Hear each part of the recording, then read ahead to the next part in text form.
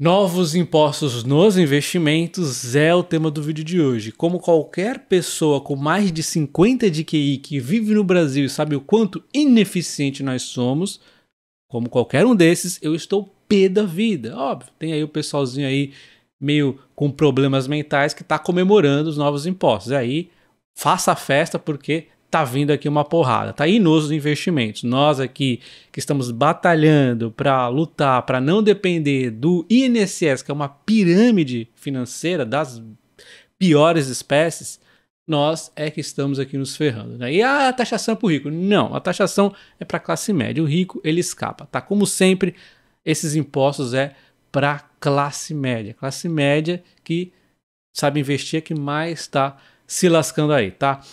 E também temos aqui um assunto tão desagradável quanto, que é a questão dos sindicatos, que são uma grande de uma porcaria e estão agora atuando com o maior populismo possível. Isso seria Vamos pro vídeo.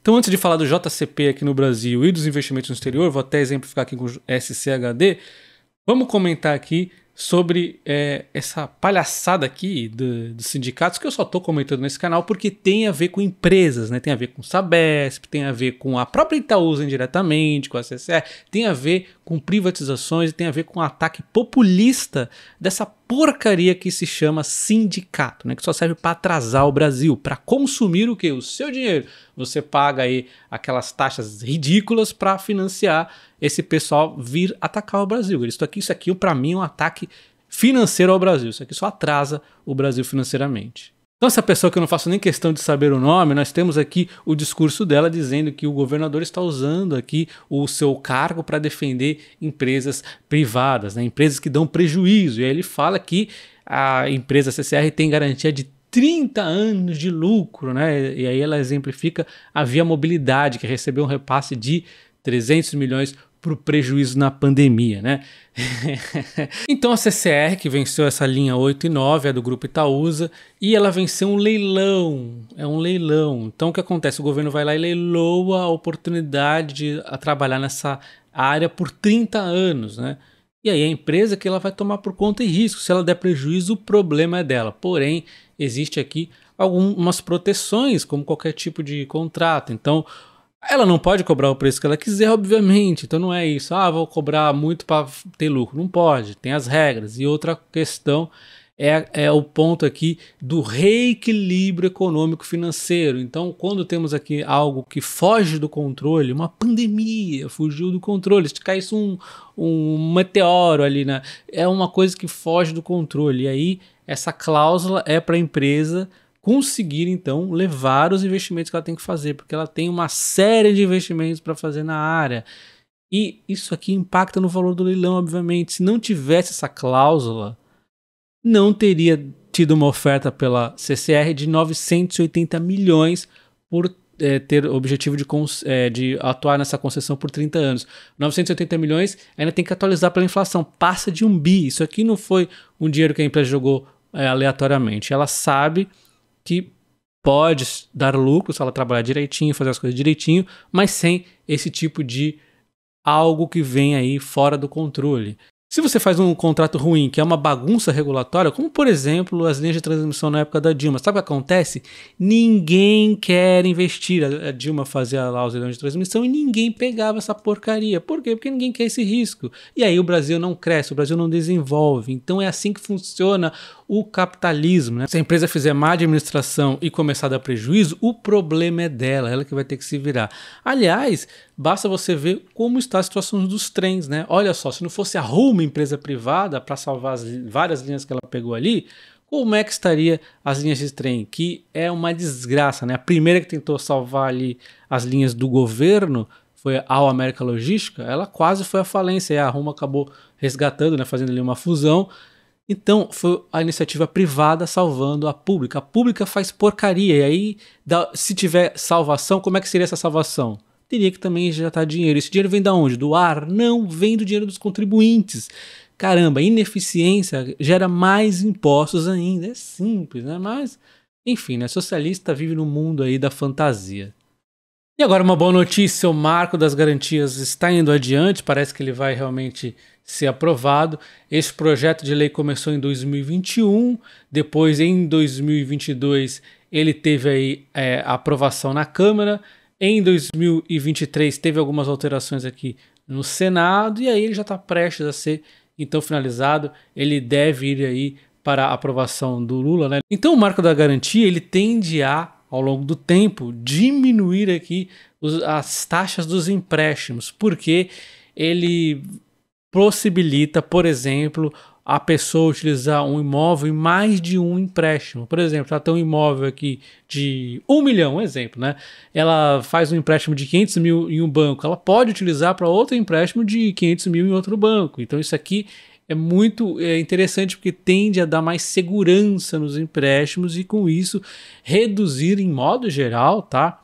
O custo dos empréstimos para os bancos, eles conseguem emprestar a valores menores, tá? Então é positivo porque diminui o preço do empréstimo aqui. Então olha só como de vez em quando o nosso governo funciona. Então guarda isso na memória porque é algo bastante raro, tá? É algo que tinha que ser enquadrado aqui porque realmente quando a direita e a esquerda centro se unem, vem coisa ruim, né? Mas enfim, dessa vez é positivo. E como felicidade de classe média na mão de político dura pouco, temos aqui então as regras da aplicação financeira no exterior, como que será a taxação, né? Que já é bem ruim isso aqui, né? Já estava bem ruim, parece que ficou pior, né? Vamos ver aqui então, né? Como que vai ser essas taxações em relação à remuneração produzidas pelas aplicações financeiras no exterior? E aí tem uma série de coisas aqui, comissões, ágio, deságio, participação nos lucros, dividendos e ganhos em negociações no mercado secundário, inclusive ganho na venda de ações das entidades não controladas em bolsa de valores no exterior. Então como é que funcionava hoje em dia, né? Nós tínhamos aí a nossa estoque ou o nosso ETF no exterior, éramos taxados em 30%, porque nós não somos americanos, então não temos faixa de isenção, então nós éramos taxados em 30% nos dividendos e no caso de venda de ações, nós tínhamos uma isenção de 35 mil na venda. Então, nós podemos vender 35 mil por mês que éramos isentos na venda e nos dividendos não éramos cobrados nada aqui no Brasil, tá? Nada. O dividendo era cobrado na fonte, aqui no Brasil nada, e na venda nós tínhamos um bônus aqui de 35 mil. Agora, como é que fica? Muito pior. Agora nós continuamos sendo taxados nesse 30% aqui na fonte, temos mais um imposto que começa a partir dos 15% aqui no Brasil, então a gente é 30 mais 15 e na venda também podemos ser taxados. Tudo isso não é mais visto mensal, é visto anual. Então 6 mil, olha só, 6 mil diminuiu muito por ano. A gente tem de isenção no lucro e inclui os dividendos junto, né? Não é só mais a venda, é junto tudo aqui, pelo que eu entendi ali. Então nós vamos ser taxados em tudo que passar de 6 mil no ano, seja em vendas, seja em dividendos, tudo vai ser considerado lucro e nós seremos taxados então em 30% nos dividendos no exterior, mais 15% no Brasil e se tiver venda também mais 15%. E tome-lhe imposto para ser muito bem aplicado aqui no Brasil, né? Como vocês bem sabem. Então o que eu estou avaliando aqui é investir através de ETFs sediados na Irlanda, né? ETFs irlandeses, via alguma corretora que possibilite isso. Porque nesse caso, a Irlanda e os Estados Unidos, por serem bons países capitalistas, eles fazem acordos para não ter essa sobretaxação. Olha só que legal, que evoluídos são, né? Então, na Irlanda tem um acordo, os investidores não têm esse imposto aí do dividendo, então a gente não tem esse imposto de dividendos aqui nos ETFs irlandeses, por exemplo. A gente vai lá, recebe 0%, 0% de imposto, né? E aí no Brasil fica aquela mesma regra lá dos 15% ou mais, e aí a gente então acaba fugindo dos 30% dos Estados Unidos aqui, né? Mas como a gente falou das novas regras, acabou essa isenção aqui, então acaba sendo mais vantajoso vir para a Irlanda. E eu não sei exatamente como que vai ser as faixas ali de imposto, mas acredito que vai ser a mesma regra aqui que está sendo utilizada nos Estados Unidos, né? Eu acho que eles deram uma uniformizada nisso, a partir ali de 15%, você vai tendo aí um aumento, né? Dependendo aí do seu lucro. Então fica basicamente a mesma coisa, só que a gente elimina os 30%. Então é este caminho que eu estou avaliando. E a gente precisa avaliar como é que fica essa questão dos BDRs. Eu não invisto em BDR no momento, a não ser a Aura Minas, que é a única opção que eu tenho, por conta da isenção dos 35 mil que nós não temos, né? Mas, praticamente derrubando essa isenção de 35 mil, talvez faça sentido investir em BDRs aqui, dá menos trabalho, né? Aí eu fico nas BDR mesmo aqui e no exterior eu invisto aí nos ETFs lá, ETFs irlandeses que aí me dão isenção dos dividendos e eu estou exposto diretamente também no exterior, né? Também tem isso, a BDR você não está 100% no exterior, né? Já que enfim, isso é um outro tema aí, eu só estou dizendo aqui os fatos para a gente tentar ver o melhor em termos de impostos, né? Eu acho que acaba sendo ou tudo na Irlanda, ou ETF irlandês e BDRs no Brasil, enfim. Mas o fato é que investir aqui por esse caminho parece ser o pior possível, pelo que eu estou entendendo aqui, né? Lembrando, deixe nos comentários a sua opinião aí em relação a isso. É melhor a gente também deixar para concluir quando for finalizado, né? Mas o caminho que está tomando não é nada bom. Então vamos utilizar como exemplo o SCHD, que é aquele ETF que eu tanto gosto, eu falei com vocês esses dias, né, como é que ele funciona. Ele tem uma pegada de crescimento de dividendos, a coisa mais maravilhosa que a gente pode ver isso aqui, né? Você pega um ETF ali pagando em média 3,96% de yield, porém é um yield que vai crescendo, um dividendo que vai crescendo, aliás, nós estamos falando aqui em dólares, né? Porque observe como é que acontece quando a gente pega o yield. O yield parece que não anda. Por quê? Porque o dividendo vai crescendo, a cotação vai crescendo junto. Porém, você comprou lá atrás e segurou o ETF, é maravilhoso, né? Você compra ele, por exemplo, com 3,96 de yield, no ano seguinte você está 4,2, aí no outro 4,5, aí no outro 4,8, e assim vai indo, e daqui a uns anos você está ganhando aí 10% de dividendo, e assim vai aumentando essa bola de neve, né? Então, é um case muito legal. O crescimento de dividendos é algo fantástico. Ele deu uma turbinada ainda recentemente em termos de crescimento de dividendos, né? Enfim, então essa coisa maravilhosa aqui é um case que eu gosto muito de investir lá no exterior e fica extremamente prejudicado. Você pega aqui um yield de 3,77 agora ou média de 4%. Vamos pegar o 3,77, daria mais ou menos ali 160 mil investidos no SCHD. Esse ETF sozinho, com 165 mil investidos, você já não estaria na faixa de isenção do governo aí só em dividendos, sem vender nenhuma ação, sem ter mais nenhum tipo de investimento. Então, ficou bem prejudicado, tá? É por isso que eu tenho ações também que não pagam dividendos como a Berkshire Hathaway, então, dependendo do que eu for tendo aqui na carteira, eu vou avaliar. Então, na minha opinião, é basicamente isso. Quem está nessa faixa de começar a pagar imposto, faz sentido começar a avaliar, de repente, um ETF irlandês, óbvio, né, pessoal? Você tem que primeiro esperar concluir essa questão aqui. Por isso que eu ainda estou lá numa corretora que eu nem gosto, já ia migrar, mas eu só não estou migrando, porque eu estou esperando essa definição aqui. Então, enfim, dependendo de como for, eu posso ir para uma corretora que tenha ETFs irlandeses, e se não mudar nada, se a coisa ficar favorável, dividendos não for taxado e tudo mais, aí eu vou para o Banco Inter mesmo, que a corretora ali é legalzinha, mas se tiver os dividendos taxados, provavelmente eu vou para outra corretora que tem ETF irlandês. JCP, existe um pessoal mais animado do que deveria, talvez, nessa questão, né? O relator ali da PL, da offshore, eles não incluíram o JCP junto, que eu acho positivo para não fazer bagunça. O próprio Lira falou que o risco aqui é o JCP poluir, né, a questão das offshore, mas de repente também poderia facilitar ser barrado isso, mas enfim, né? Eles separaram para discutir a parte.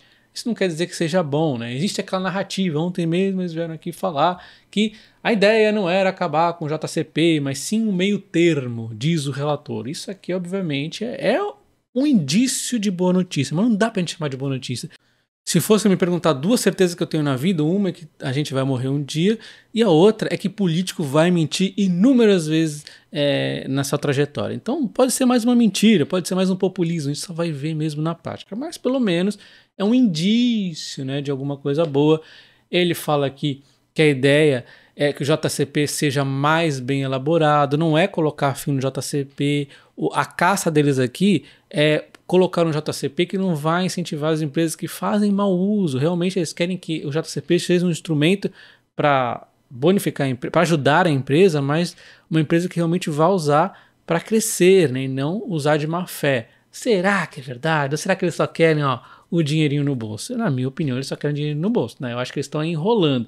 Vocês viram tudo que é político de direita, esquerda, centro, diagonal, todos eles falam aí, quando falam dos dividendos, é sempre para taxar o rico. Aí tu vai ver lá, não tem nada de isenção de faixa de... Então como é que você vai taxar R$10 o cara que ganha dividendo é rico em ganhar reais? Aonde? Não faz sentido, né? Então, político nasceu para mentir.